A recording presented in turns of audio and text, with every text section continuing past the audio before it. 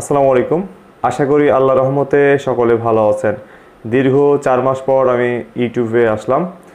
তো এখন থেকে রেগুলার ভিডিও পাবেন। আপনারা দেখবেন ইতিমধ্যে ফেসবুক, ইউটিউবে পুলিশের সার্কুলার নিয়ে অনেক ধরনের নিয়োগ বিজ্ঞপ্তি কথা বলা হচ্ছে, অনেক ভুয়া তথ্য আপনাদের দেওয়া হচ্ছে।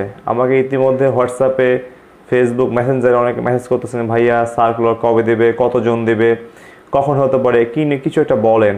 তো আজকে আমি বাংলাদেশ পুলিশের সার্কুলার কবে আসতে পারে এবং কতজন নিয়োগ দিতে পারে এই সম্পর্কে একটু আপনাদের আইডিয়া দিব।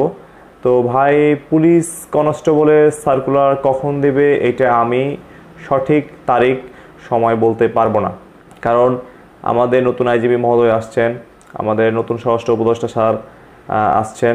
ওনারা যখন ভালো মনে করবে তখনই আপনার সার্কুলার দিবে।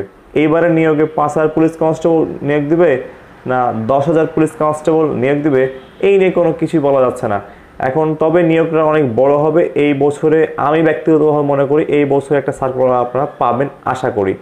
অতএব এই মাসে সার্কুলার দেবে, আগামী মাসে সার্কুলার দেবে, অক্টোবরে সার্কুলার দেবে, এরকম নির্দিষ্ট কোনো ডেট এখন বলা যাচ্ছে না। কিন্তু সব কিছু পরিবর্তন হয়েছে, আমাদের নিয়োগ পদ্ধতি হয়তো বা পরিবর্তন হতে পারে, হয়তো বা এইচএসসি পাস হতে পারে, হয়তো বা আপনার বয়স বাড়াতে পারে। তো এটা যখন করবে তখনই বলা যাবে, সার্কুলারে এগুলো উল্লেখ থাকবে। অতএব গুজবে কান দেন না, বয়স বাড়বে কিনা, এইচএসসি পাস নিবে কিনা এই নিয়ে আপনি চিন্তা করার দরকার নেই। আপনি এখন থেকে প্রিপারেশন নেন যে সার্কুলার দিলে যেন আমি পুলিশের ভালোভাবে প্রিপারেশন নিয়ে চাকরিটা আমার হয়ে যায়।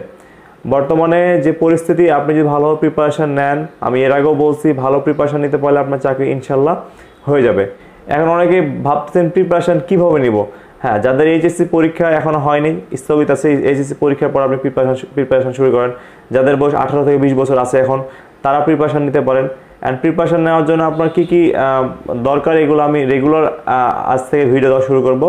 সকলে ভালো থাকবেন, গুজবে কান দেওয়ার দরকার নেই, কোনো সার্কুলার প্রকাশিত এখনও হয়নি, আর কবে হবে আমরা কেউই বলতে পারবো না। আসসালামু আলাইকুম ওয়া রাহমাতুল্লাহ।